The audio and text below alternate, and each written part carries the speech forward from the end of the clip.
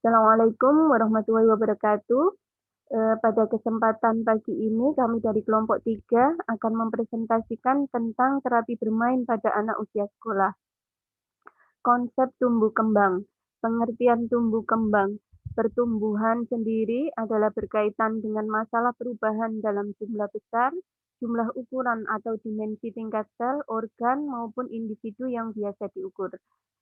Sedangkan perkembangan adalah bertambahnya kemampuan dalam struktur dan fungsi tubuh yang lebih kompleks dalam pola yang teratur sebagai hasil dari proses kematangan. Ciri dari proses tumbuh kembang sendiri adalah proses yang kontinu sejak konsepsi sampai maturitas atau dewasa yang dipengaruhi oleh faktor bawaan dan lingkungan. Kemudian dalam periode tertentu terdapat percepatan dan perlambatan dalam proses tumbuh kembang pada setiap organ tubuh berbeda. Selanjutnya adalah pola perkembangan sama tapi kecepatannya berbeda antara anak satu dengan anak yang lainnya. Yang terakhir adalah aktivitas seluruh tubuh diganti dengan respon tubuh yang khas oleh setiap organ.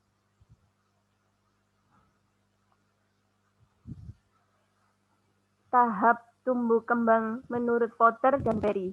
Perkembangan adalah hal yang teratur dan mengikuti rangkaian tertentu. Kemudian perkembangan adalah sesuatu yang terarah dan berlangsung terus-menerus dalam pola.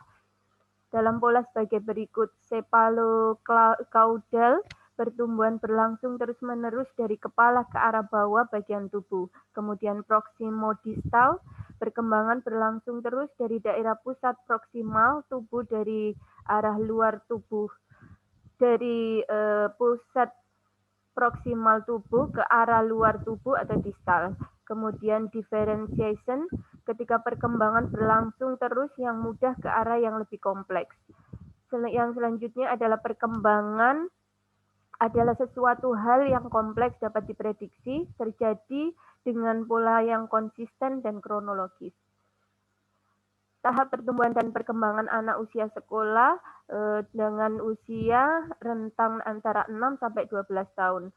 Motorik lebih mampu menggunakan otot-otot kasar daripada otot-otot halus, misalnya loncat tali, badminton, bola voli. Kemudian pada akhir masa sekolah, motorik halus lebih berkurang, anak laki-laki lebih aktif daripada anak perempuan. Yang selanjutnya adalah emosi sosial emosional, mencari lingkungan yang lebih luas sehingga cenderung sering pergi dari rumah hanya untuk bermain dengan teman. Yang terakhir adalah pertumbuhan fisik, meliputi BB meningkat dan TB meningkat. Faktor-faktor yang mempengaruhi tahap pertumbuhan dan perkembangan anak, yakni faktor herediter, keturunan merupakan faktor yang tidak dapat diubah ataupun dimodifikasi. Ini merupakan modal dasar untuk mendapatkan hasil akhir dari proses tumbuh anak. Kemudian faktor lingkungan. Lingkungan terdiri dari lingkungan internal, lingkungan eksternal, dan faktor pelayanan kesehatan. Yang selanjutnya adalah konsep bermain. Pengertian bermain. Bermain merupakan suatu aktivitas di mana anak dapat melakukan atau mempraktikkan keterampilan, memberikan ekspresi terhadap pemikiran, menjadi kreatif, mempersiapkan diri untuk berperan dan menjadi dewasa.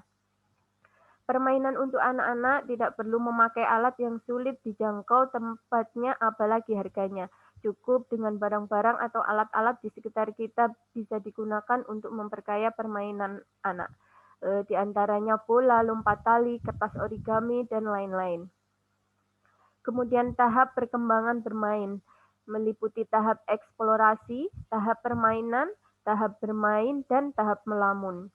Fungsi bermain terhadap pertumbuhan dan perkembangan anak. Fungsi utama bermain adalah merangsang perkembangan sensoris motorik, perkembangan sosial, perkembangan kreativitas, perkembangan kesadaran diri, dan perkembangan moral serta bermain sebagai terapi. Faktor-faktor yang mempengaruhi pola bermain pada anak, status kesehatan, kemudian lingkungan, jenis kelamin, dan alat permainan yang cocok. Karakteristik dan klasifikasi dari bermain. Menurut karakteristik sosial terdiri dari solitary play, kemudian parallel play, associative play, dan cooperative play. Sedangkan menurut isi terdiri dari social affective play, sense of pleasure play, skill play, dan dramatic play. Beberapa jenis terapi bermain pada anak usia sekolah.